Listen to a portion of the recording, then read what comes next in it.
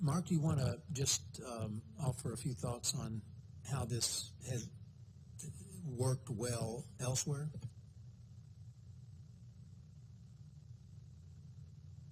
It is significantly based on the UK model, which is widely thought to be the best in the world.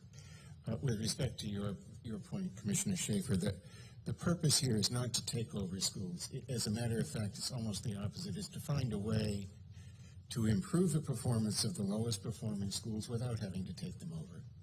And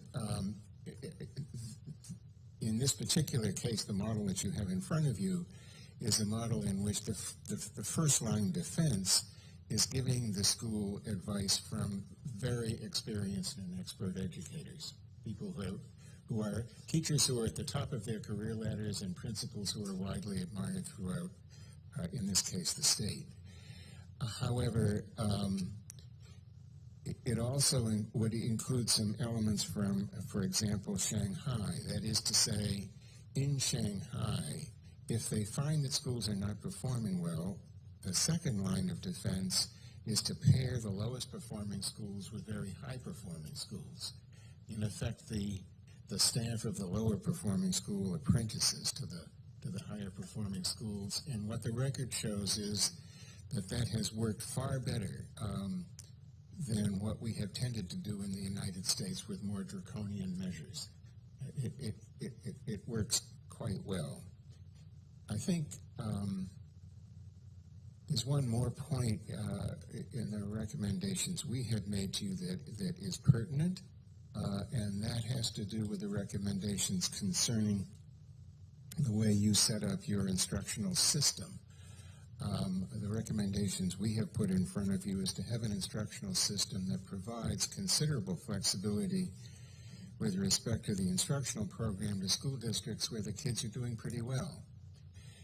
But in the proposal you have in front of you, an inspection team that finds that a school is doing very poorly, that is to say the students in it are doing very poorly, those schools would have to implement a state curriculum which spelled out in some detail the courses they have to teach, including syllabi that they would have to teach. Because what you almost always find in low-performing schools is an instructional program that is chaotic and expectations for students that are very low. So that would be a part of this design that has a very strong accountability measure. But the general principle here is that if schools and districts are doing well and their kids are meeting the standards at rates that you would expect, including the subgroups, let them do it the way they want to. But if they're not, there is a state alternative which they would be required to implement, at least until the kids were doing as well as you expected them to do. Okay, thank you, Mark. Yes, Schaefer? I just had a follow-up question for Mark. When you're talking about these, so let's take Singapore as an example.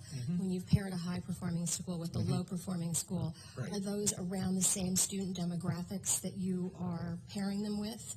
Or is just they're looking strictly at student performance? How do they pair those? I mean, it would be up to the district how to do this, but the idea would be to pair them with a school that looked as much like that school as possible in terms of demographics. Thank you. That's the kind of suggestion I'm talking about when we're talking about these details. Those are the kinds of things we have to take into consideration, and those are the kinds of recommendations that we should be considering. Thank you. That's very helpful. We can think about recasting this a bit along the lines you're talking about.